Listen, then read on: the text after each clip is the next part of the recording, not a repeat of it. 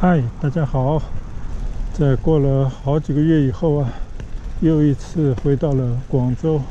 我所住的村里面骑行，还是踩着我最早买的那台360的小折叠车啊，而那台稍微新一点的，同样是360的折叠小车呢，我就放在了上海家里。这样的话呢，以后再去上海的话，就不需要再带着我的小单车前往了啊。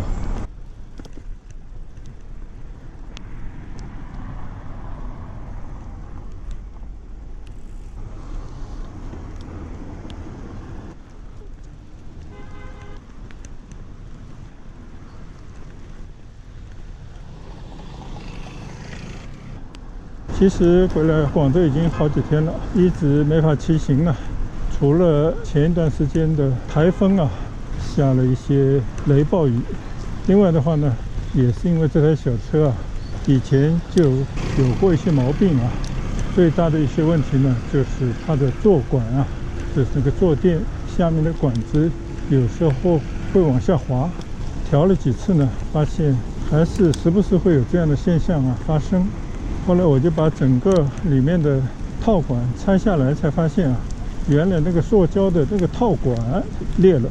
结果呢，就在网上一顿的搜查，终于呢，在买到一次不合适的套管之后啊，第二次送来的跟我以前拆下来的那个旧套管破损的套管呢，应该形状尺寸都是一样的啊。所以我刚刚呢把它换上这个新的套管啊，重新调整了一下座位。现在呢，我骑到祈福村里面啊，来试着来骑行一下。谁知道呢，没骑几步路啊，天就下起雨来了。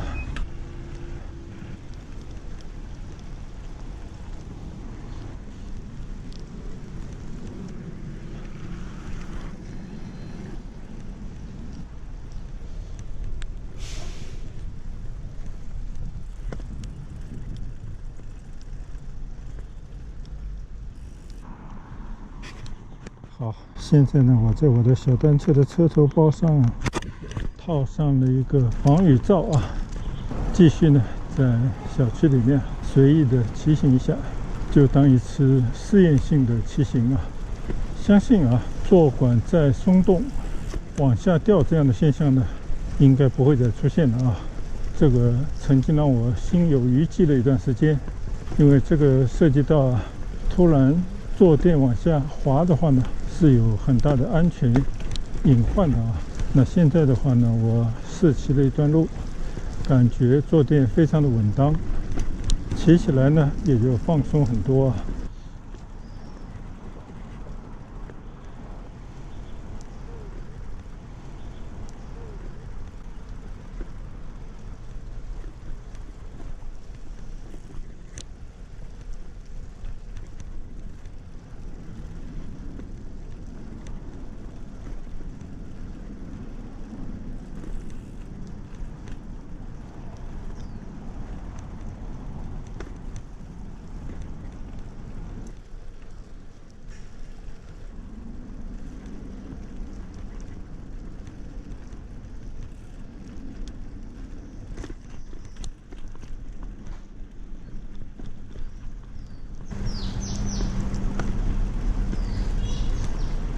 刚刚雨点有点大啊，但现在呢雨小了很多，所以我擦拭了一下 GoPro 相机镜头上淋到的一些雨点啊，继续在村里骑行。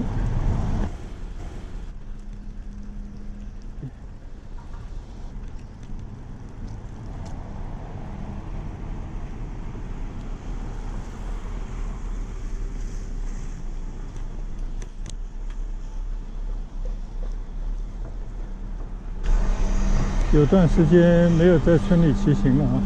靠近怡湖湾的一处交通管理站啊，要建一座大楼，不知道是祈福新村的巴士总站啊，还是一个让那些巴士司机们呢有一个休息活动的场所啊，我也不太清楚。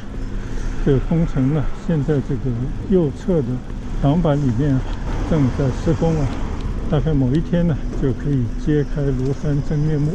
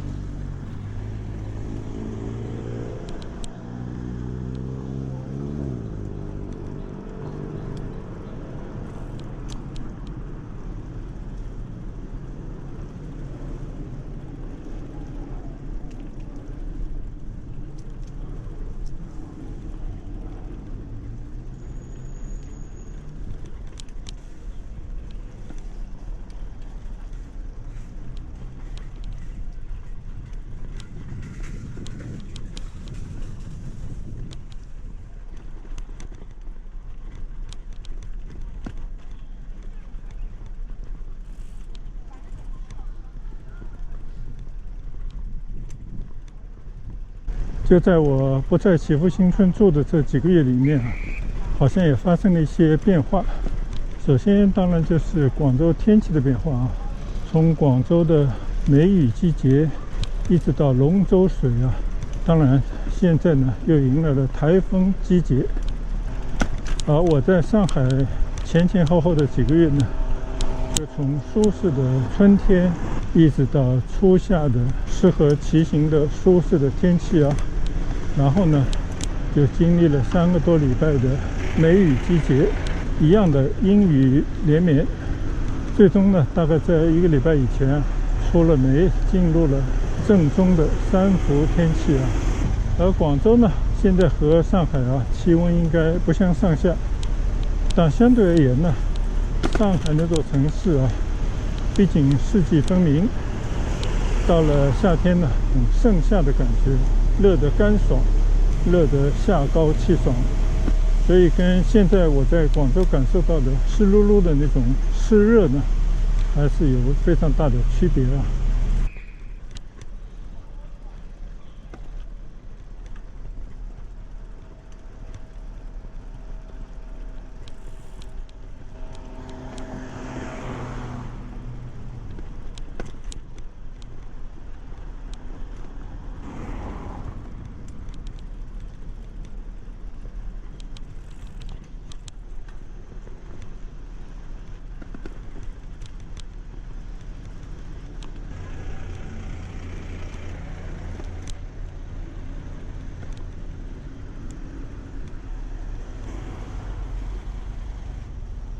就是一种。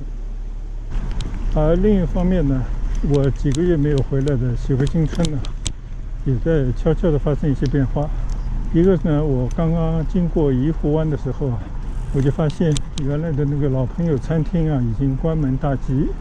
而取而代之的呢是以 KFC 啊、肯特基为主的一些餐饮店铺啊正在装修之中。而且呢，哈罗超市啊也要进驻湖畔，我相信呢，给湖畔的一些居民啊，应该是带来一些利好和方便。前2天啊，我搭乘地铁出门，就发现啊，市广路地铁站，也就是祈福新村最容易利用的那个地铁站呢，现在客流啊比之前又有了增加。虽然呢远远还没有到人满为患的感觉啊，但是呢确实发生了一些变化。看来呢地铁出行呢应该慢慢的取代那些开车出行的交通的方式啊。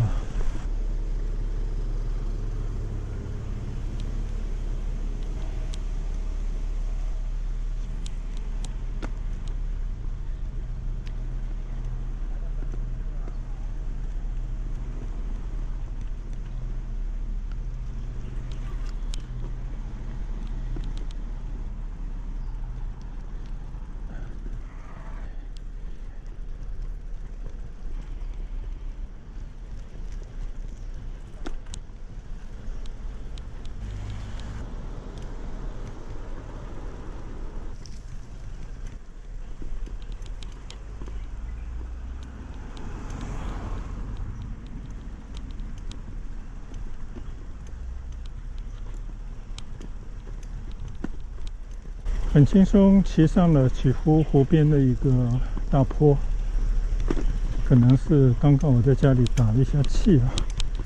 轮胎的气比较足，骑起来呢也就比较轻松。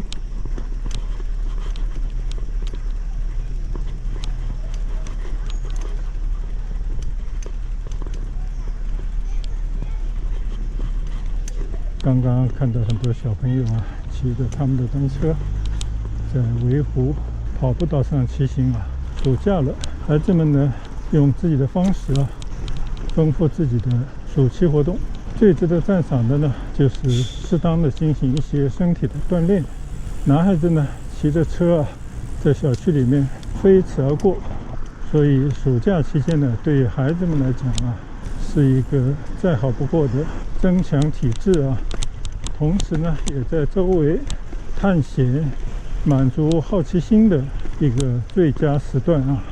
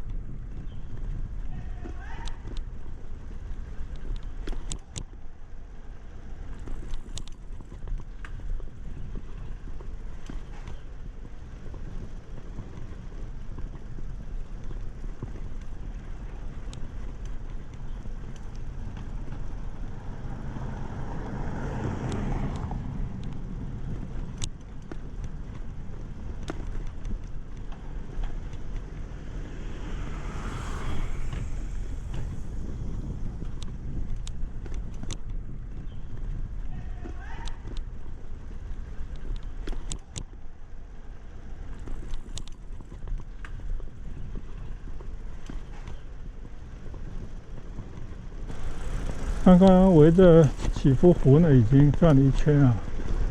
起伏里面呢，住了不少外籍人士啊。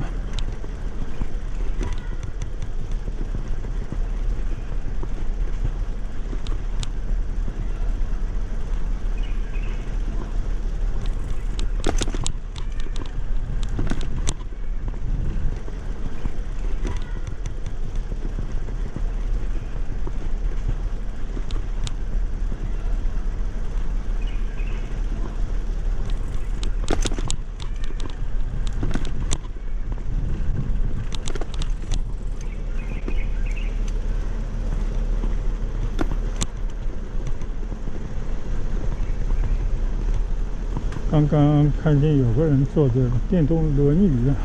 在路上代步啊，就想到最近一段时间呢，广州正在严查电单车啊，好像还限制了一些时间，取缔那些不按交通规则，或者是改装，或者是没有携带正确的防护帽啊等等这样的电单车出行。网上就疯传，有些人呢就买了一些原本应该是残疾人使用的电动的轮椅车啊，在大街上招摇而过啊。不知道这个是一种表示不满的宣泄啊，还是真的发现了另外一个可以替代电单车出行的交通工具呢？过一段时间呢，应该会有结论了。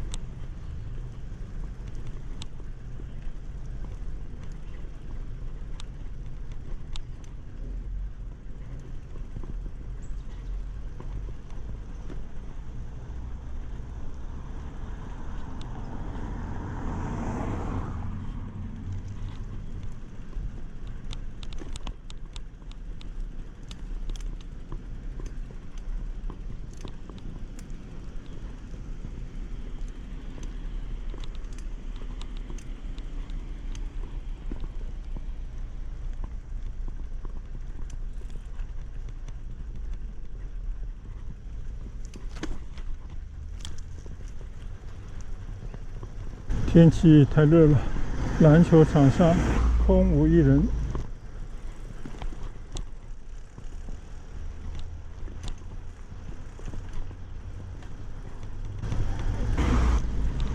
右侧的自助洗车设备呢也无人使用啊，加上最近可能雨水很多，真的没有必要整天洗车。我呢又一次骑上了这个平时还是觉得蛮大的一个坡啊。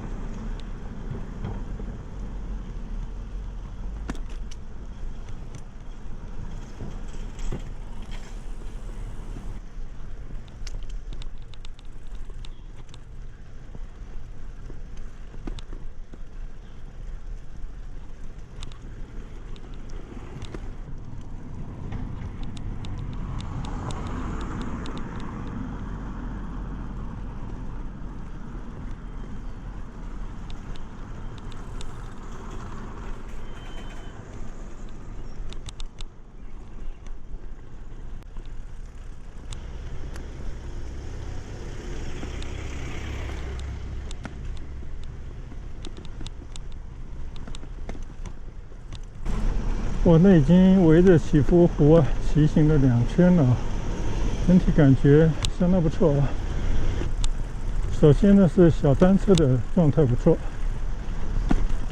坐垫稳稳当当啊，没有任何下坠的迹象啊。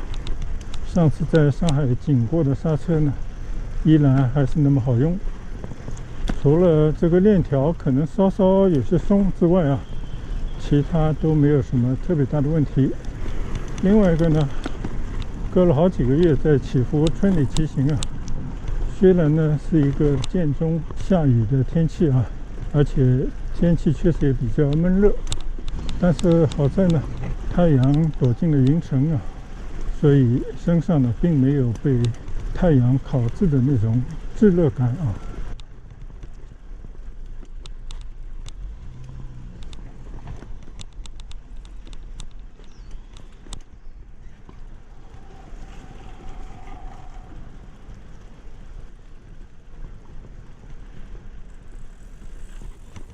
眼前的呢，就是刚刚我经过正在建设那个交管中心啊，看来也是一栋非常大的楼。希望它完工以后呢，为村民们的出行啊提供更多的方便啊。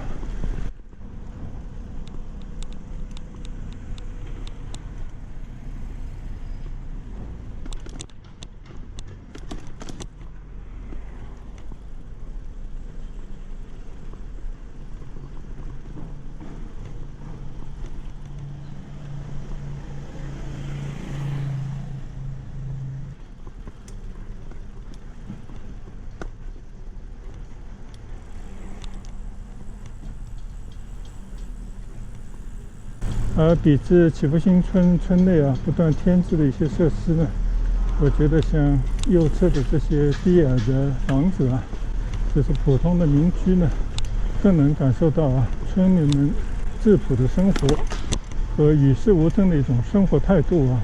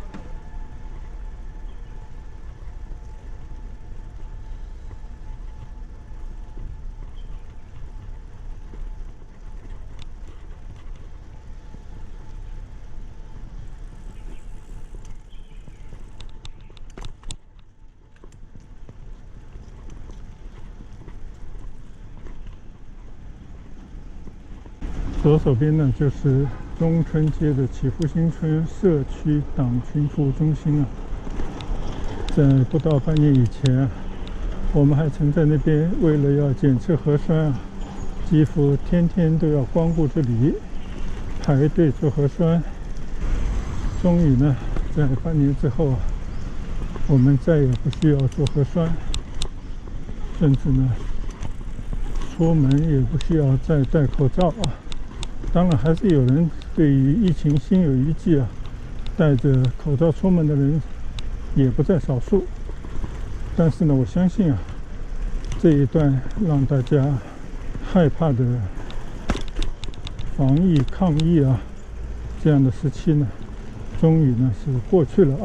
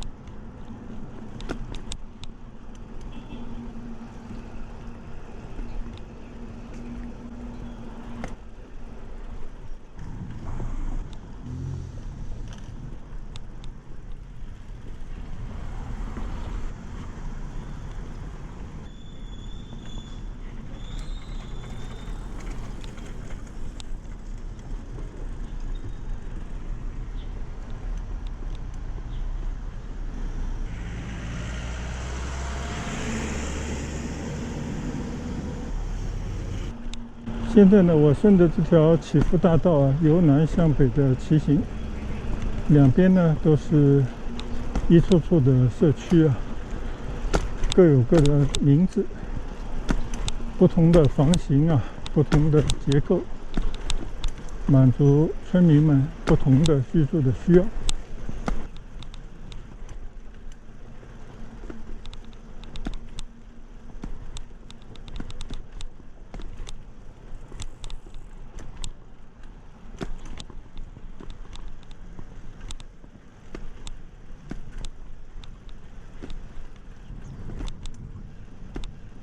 我相信啊，随22号线市广路站的投入运营啊，选择地铁、公交出行的人们呢越来越多啊。所以呢，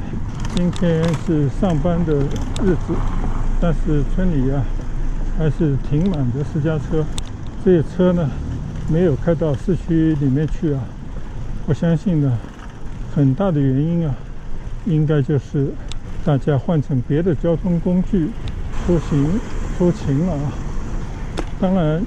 可能也有一部分人呢受到经济不景气的影响啊，暂时失去了他们的工作啊。就像我的一位邻居，人到中年啊，还在上有老下有小的年纪啊，原本一份好端端的汽车工业的饭碗呢，突然呢就被打碎了啊。所以在我回上海之前和这几天我回来以后啊，就还是看见他赋闲在家啊，甚至他的车也不知所踪啊。当然我希望不至于窘迫到要卖车度日吧，但是想想呢，人到中年啊，失去一份工作，让家人呢失去经济的依靠啊，确实人生没有比这更惨的事。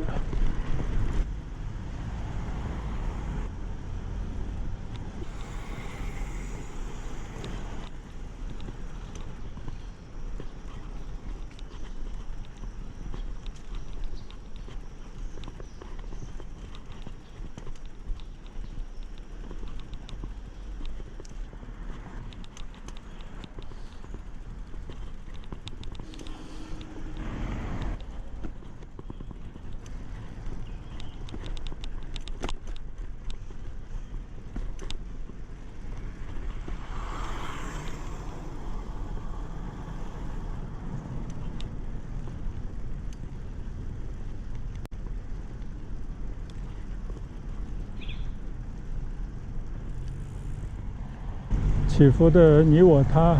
村内的连锁超市呢，照样还是开着，应该没有受到太大的影响啊。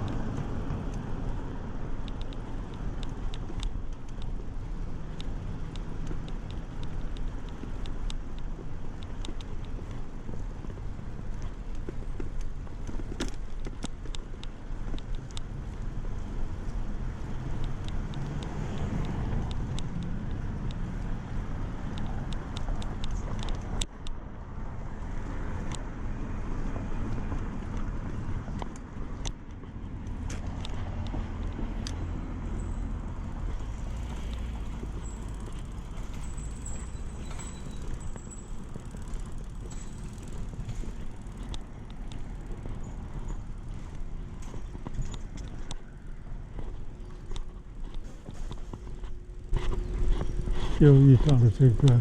大坡，还是没法骑上来，只能推着车走一段啊。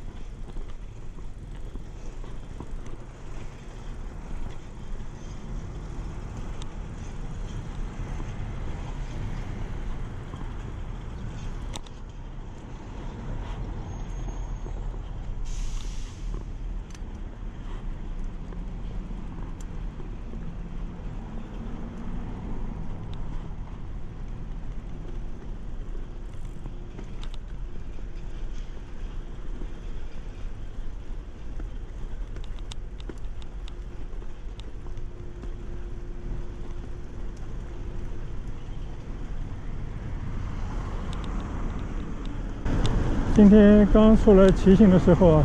还是阴沉沉的天啊，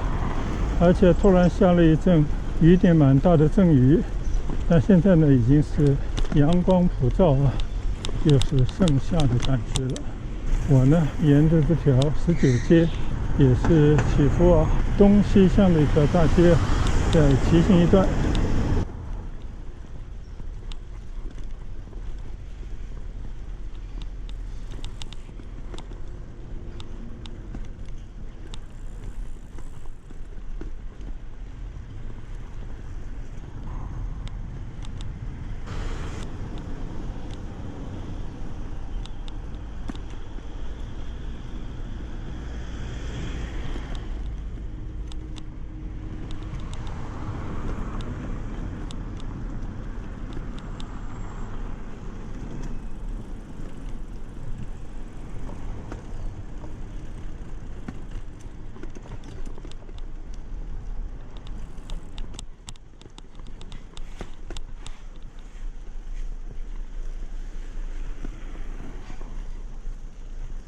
右侧呢就是棕榈园啊，一片大手笔的花园，而我的左侧呢就是一整排的连体的别墅，都是一些老款的别墅，但是好在呢够大啊，门前呢也够开阔，而且面对着棕榈园这么一个大花园啊，应该还是很受人青睐的住所。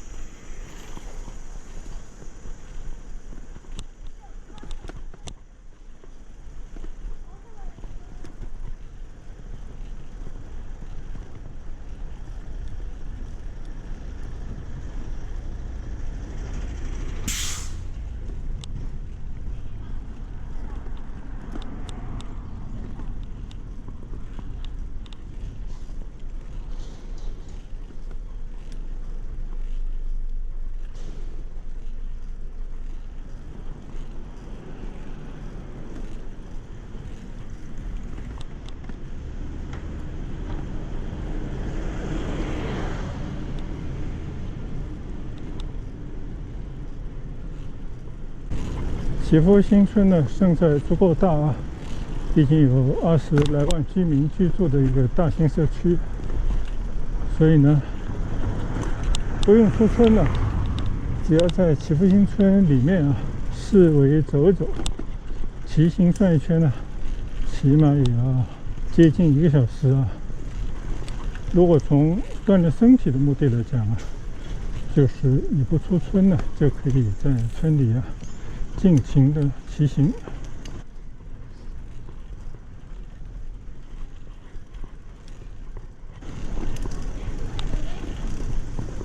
这边呢又有一些新的祈福的幼儿园、中小学啊。而眼前的呢，这个是应该是天湖居的一个楼盘啊，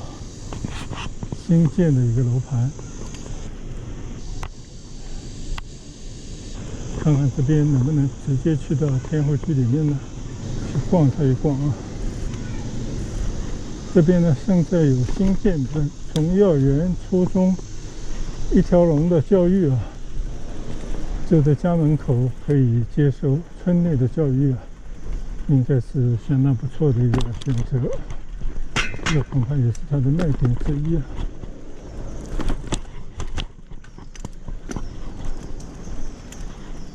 而我现在骑行这条路呢，就是原来的天湖居里面啊一条环路啊。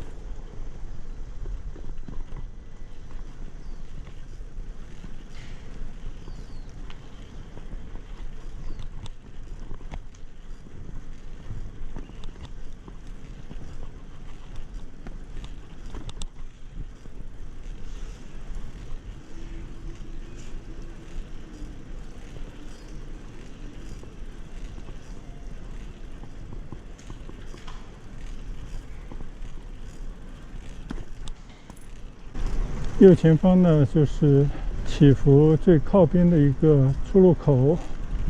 出去呢就是去到珠宝城啊，那边呢也有图书馆等等的一些设施。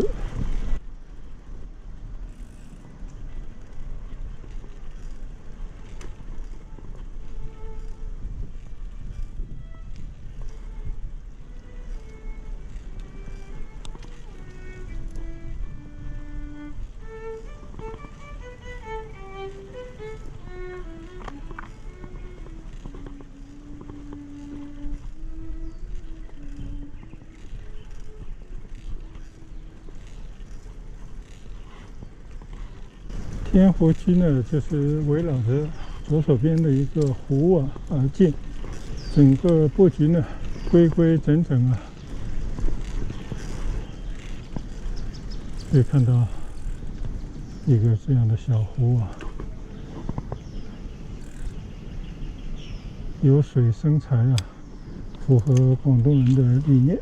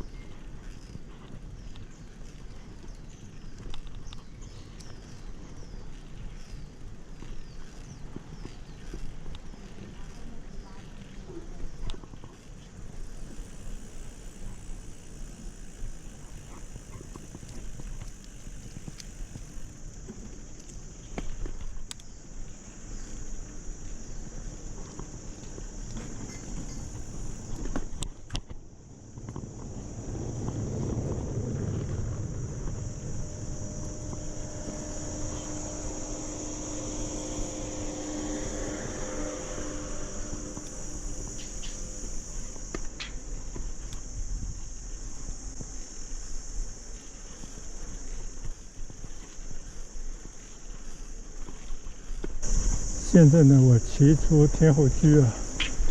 继续在村里闲逛。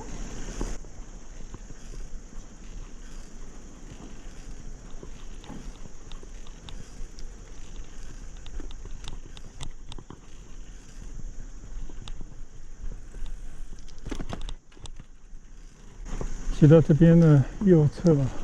这些山坡上的一些绿植啊，不但能够遮阳，而且郁郁葱葱的这些山壁啊，给人一种清凉世界的感觉啊。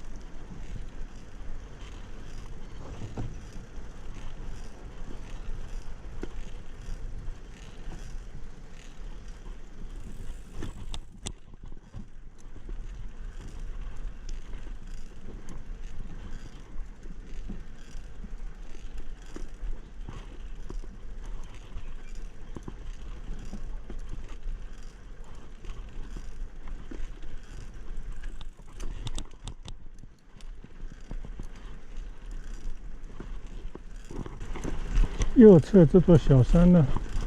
我曾经去爬过很多回啊，但是已经有好几个月没有去攀登了。这是起伏2座小山的其中一座，还有一座呢在半山区。爬上那座小山呢，就可以进到大福山公园。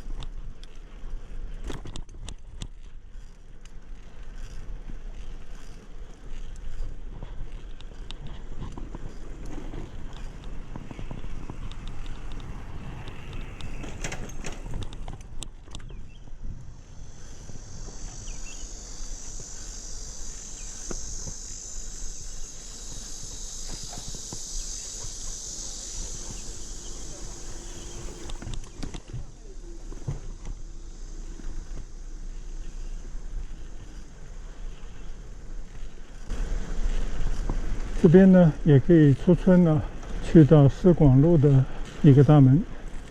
前方那高楼那就是名望天下的最新的一批住宅楼啊，应该都卖得七七八八了。而这个楼下呢就是祈福缤纷汇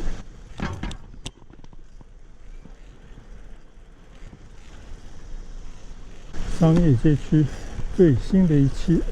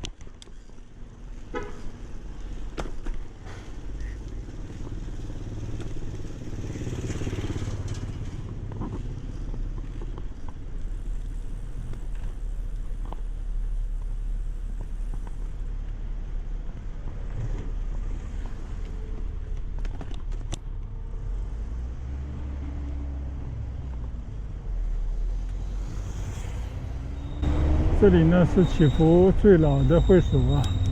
旧会所。而这个门呢，也就是祈福最老的大门。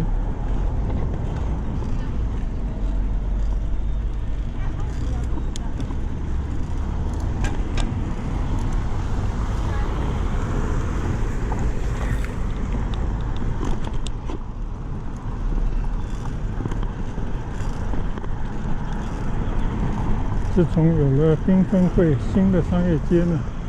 老会所边上的那些旧的商业设施啊，龙井不在啊，但是居然都还开着啊，也挺神奇的。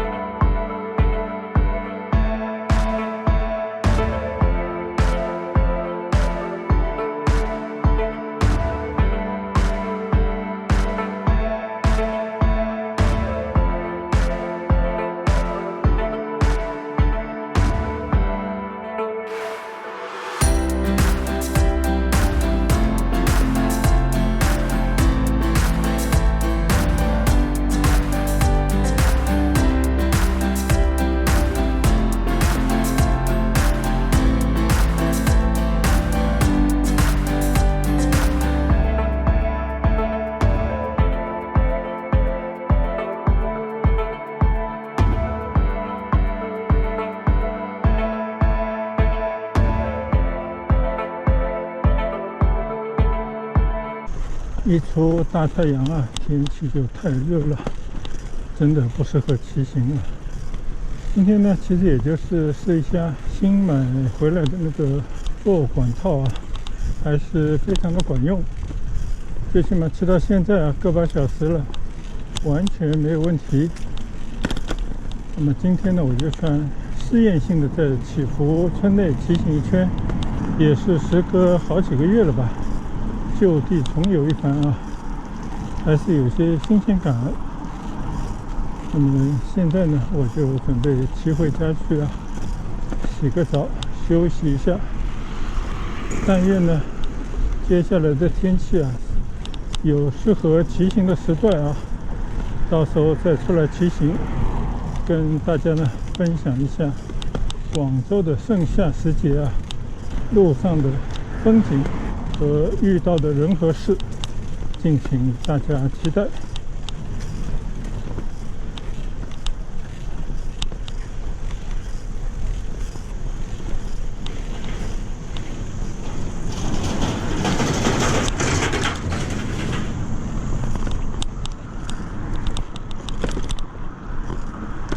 那今天的骑行呢，就在这条19街横贯东西的主街上告一段落。谢谢大家的观赏，也期待大家的跟随。更希望呢，大家都有健硕的身体，即便是盛夏时节呢，也希望大家呢找到适合自己锻炼健身的方式啊。我们下一段旅程再见，拜拜。